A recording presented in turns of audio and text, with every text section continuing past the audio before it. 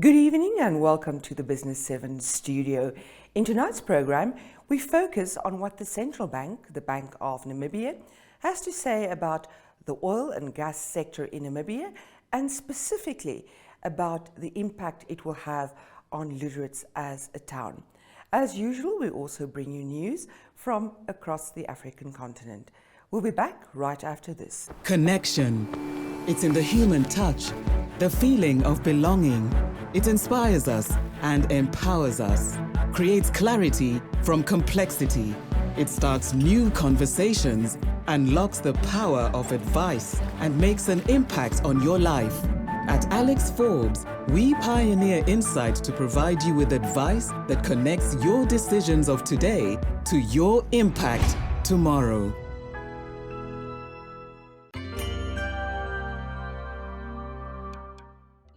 Lüderitz can become the energy hub of Namibia. That is according to the governor of the Bank of Namibia, Johannes Gavagab.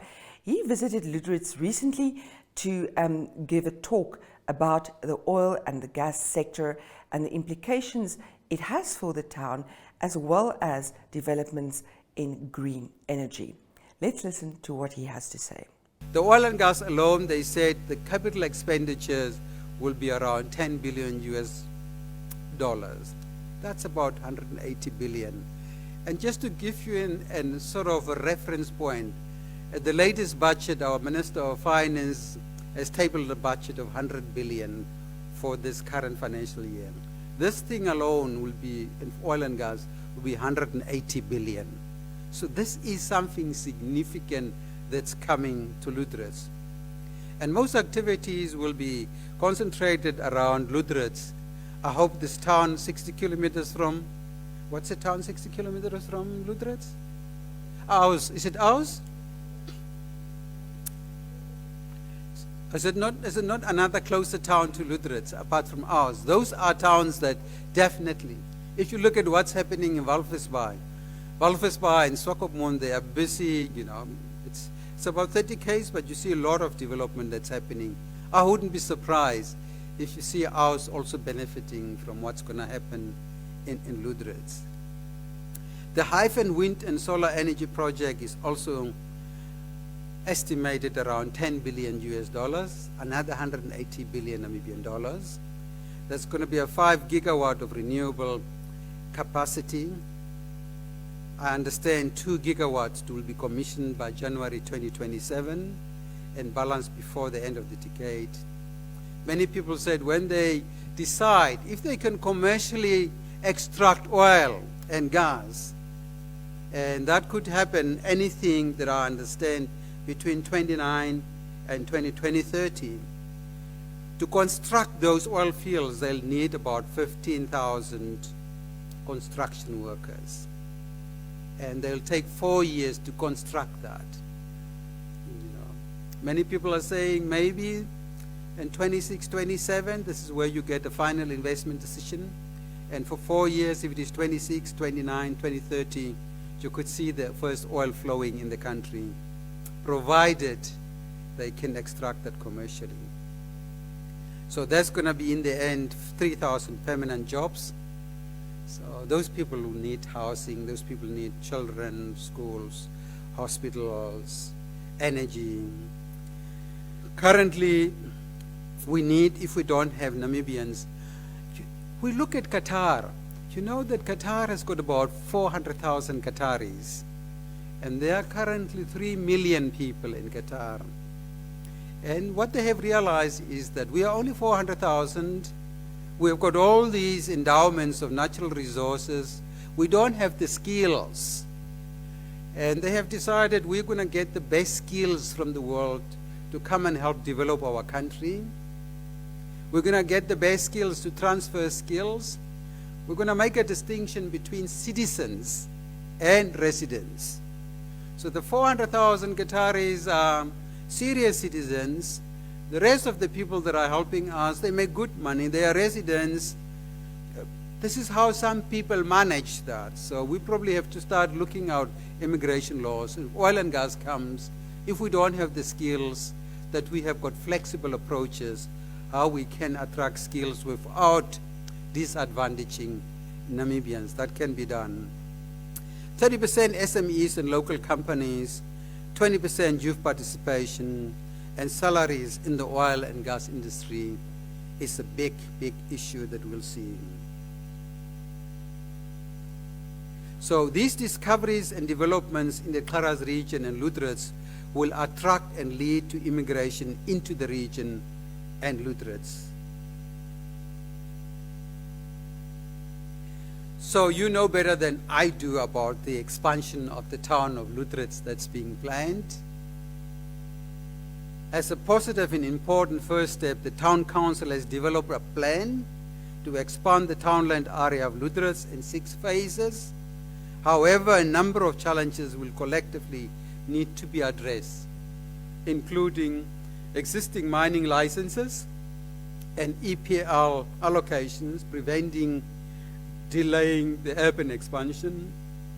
We'll have to look at the topography to the east and north of the town that's restricting the use of available land, and clearly people are working already around that in Lüderitz. There are also funding limitations. We need to come up with some bankable projects, get money that can invest into those projects. And we need to look at the availability of water, because these industries require a lot of water that we can currently generate. Opportunities for Lüderitz and for Klaras region. The economic profile of Lüderitz is mostly centered around fishing, tourism, logistics, retail, and amenities. The fishing industry provides more than 80% of employment and comprises commercial fishing as well as subsistence fishing in Lüderitz. The fishing industry has been on a decline over the past 5 to 10 years because companies are transferring the quotas to Walvis Bay due to the low operational costs, according to some research. But oil and gas is going to offer additional opportunities to the revival of the town's economy.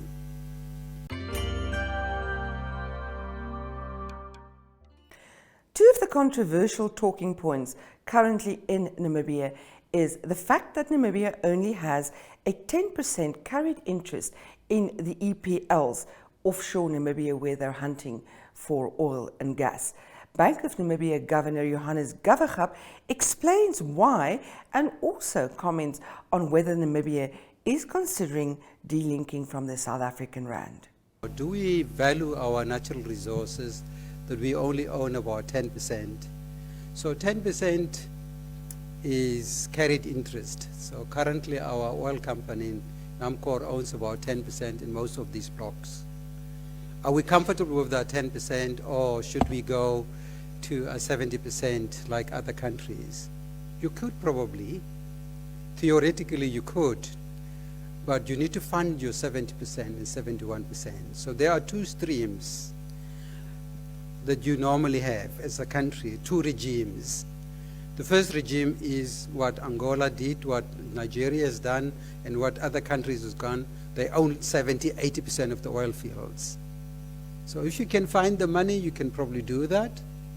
If you don't have the money, you probably go the other route of owning 10% and to be carried until the production is up there and you earn from that. So theoretically, that's probably nothing stops you, but we have opted as a country for the carried interest regime at this stage.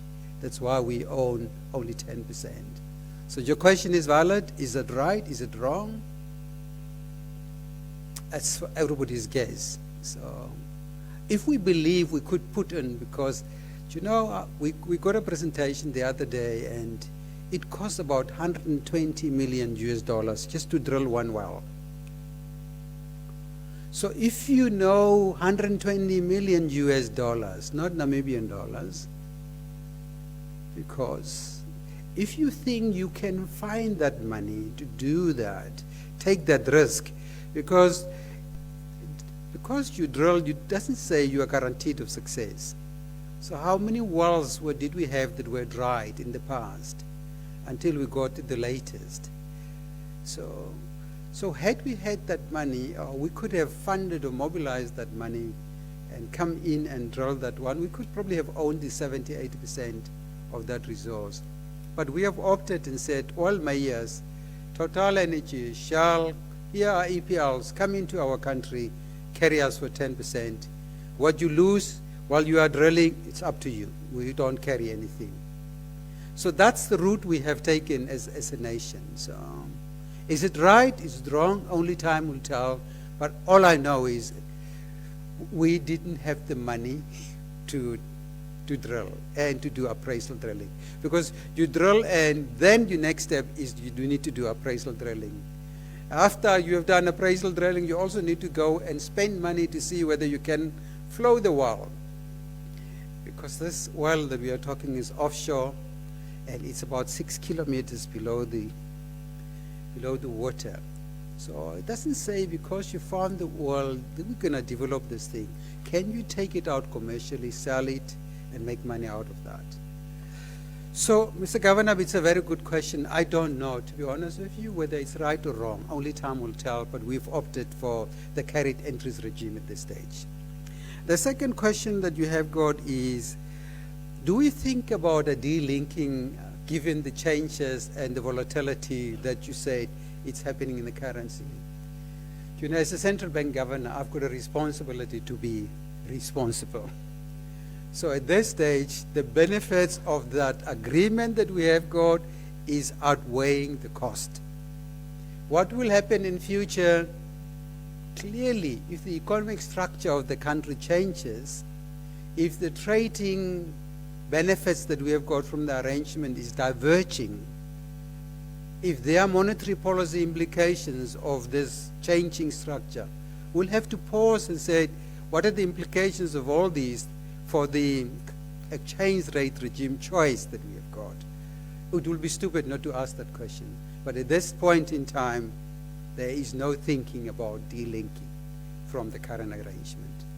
I hope that is clear.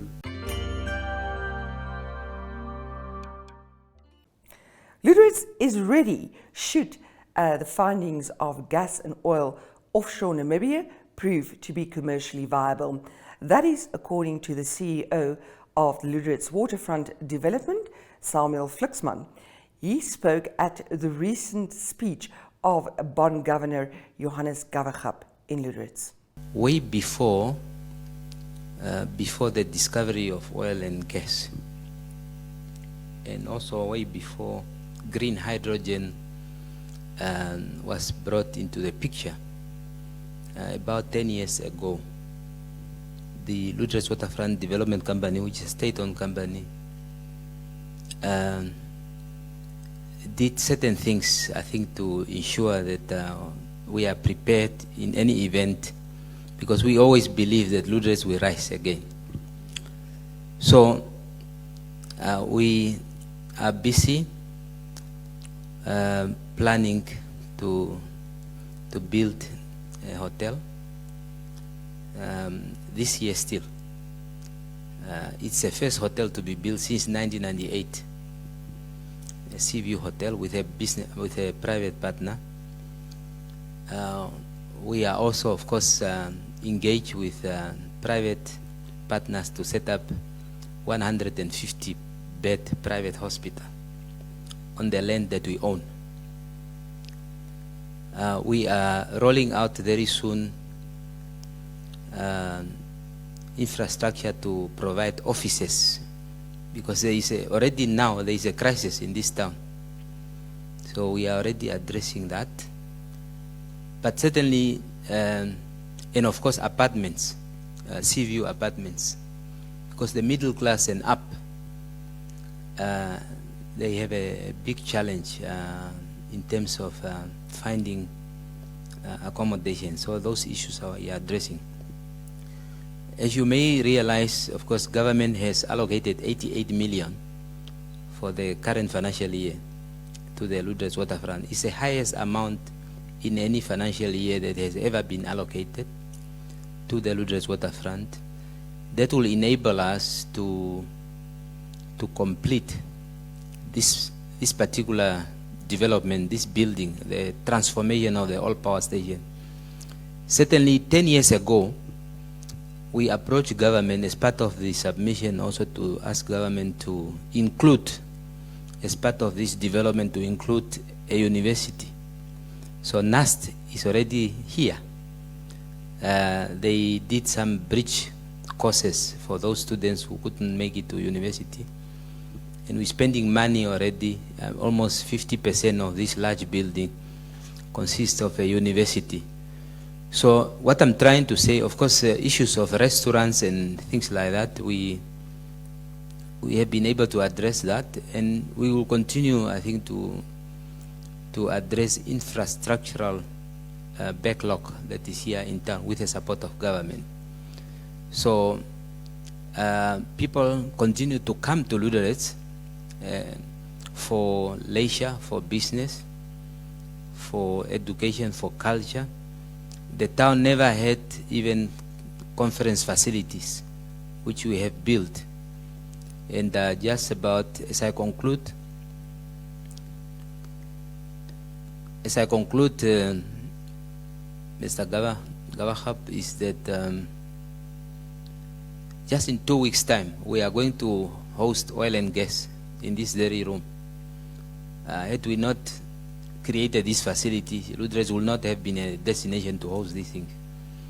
During the month of June, for the first time in the south, we are going to host Miss Namibia.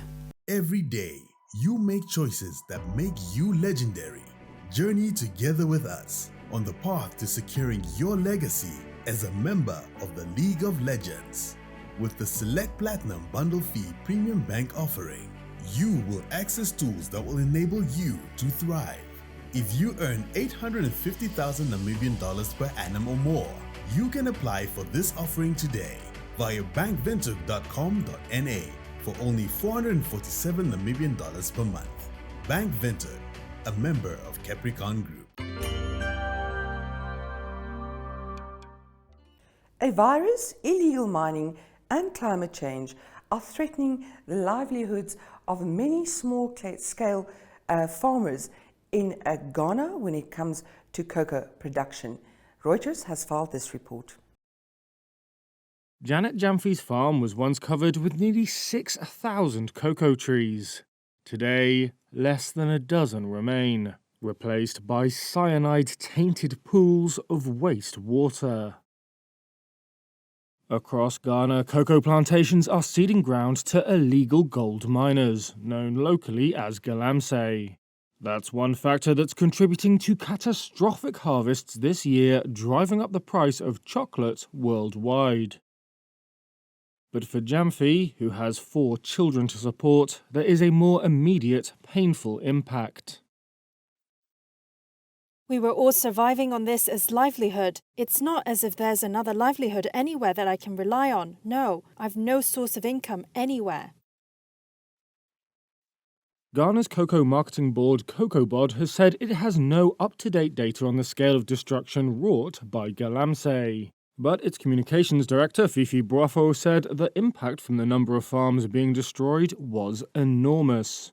It's a combination of factors, but certainly if you have all these farms being lost, productivity affected as a result of illegal mining, then its impact on the industry is one we are really struggling to deal with.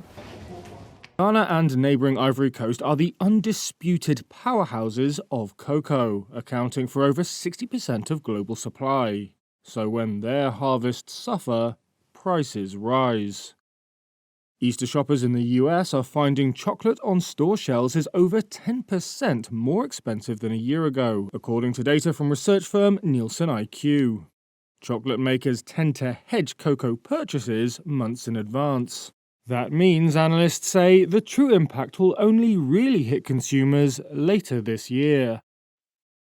Farmers, experts and industry insiders also blame the impact of climate change and sector mismanagement. And there's what many consider an existential threat: swollen shoot. It's a virus that at first reduces yields before ultimately killing trees. If infected, plantations have to be ripped out and the soil treated before cocoa can be replanted. CocoaBod estimates about 1.5 million acres of plantations are now infected with swollen shoot. That compares with around 3.4 million acres of land under cocoa cultivation, a figure CocoaBod said includes infected trees that are still producing cocoa. Experts say poor harvests in Ghana and Ivory Coast could spell the beginning of the end for West Africa's cocoa supremacy. Ecuador is forecast to overtake Ghana as the world's #2 producer by 2027. Brazil and Peru could also step up. Meanwhile, it's communities like Jamfi's that suffer. She says she had resisted the illegal miners' threatening demands to sell them her plantation. Then one day she arrived to find her land cordoned off, she said, armed guards blocking her path and bulldozers tearing out her trees. Like others, she's been caught in Ghana's perfect storm of disease and destruction, and had few options but to watch her livelihood be snatched away.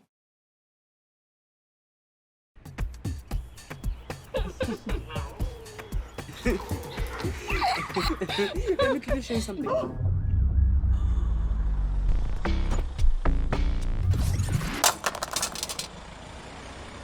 Don't worry. Next time, I check nice. Thanks, but it's okay. FNB Insurance checks nicer. At FNB Insurance, we provide cover for all your valuables. From your phone, to your laptop, to your car. FNB Insurance. You value it, we cover it. T's and C's apply.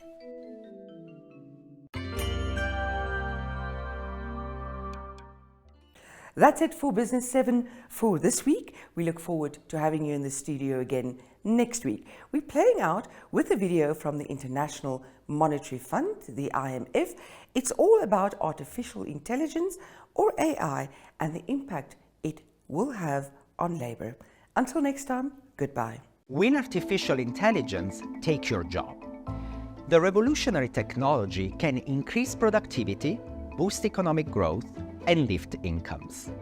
But it may also threaten employment and widen inequality. The likely effects of AI on the global economy, as well as our lives and livelihoods, are cause for both excitement and concern. Let's start with how it's reshaping work.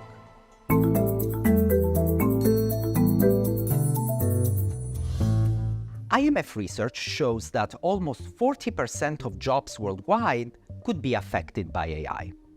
In advanced economies, the share rises to 60%, posing both opportunities and risks. In some scenarios, jobs may evolve, even vanish, as AI takes on tasks traditionally performed by humans. For example, AI-powered chatbots and virtual assistants can already handle many customer service inquiries. The bright side is that AI can also complement worker skills, enhancing productivity and opening up new opportunities. AI-powered algorithms can analyze medical images with precision, assisting doctors in making quicker, more accurate diagnoses. New jobs and even new industries may also arise. In most emerging markets and low-income countries, there is a smaller share of high-skilled jobs than in advanced economies. So they will likely be less affected and will face fewer immediate disruptions from AI. At the same time, many of these countries don't have the infrastructure or skilled workforces needed to harness the benefits of AI. This could worsen inequality among nations. AI could also affect income and wealth inequality within countries. Workers who can harness AI may see pay gains or greater productivity, while those who can't may fall behind. Younger workers may find it easier to exploit opportunities, while older workers could struggle to adapt. In most scenarios, AI will likely worsen overall inequality, a troubling trend that policymakers must prevent. The key question then is, how can we ensure that these rapid gains in AI benefit everyone? To help countries craft the right policies, the IMF has developed an AI Preparedness Index that measures readiness in areas like digital infrastructure, human capital and labor market policies, innovation, and regulation.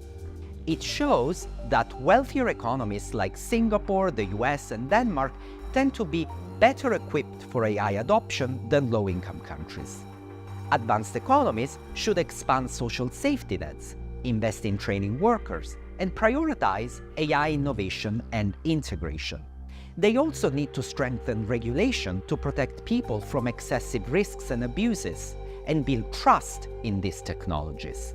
Emerging markets and developing economies should lay a strong foundation by investing in digital infrastructure and digital training for workers. Together, we can navigate this revolution with foresight and humanity, ensuring a prosperous, inclusive future for generations to come.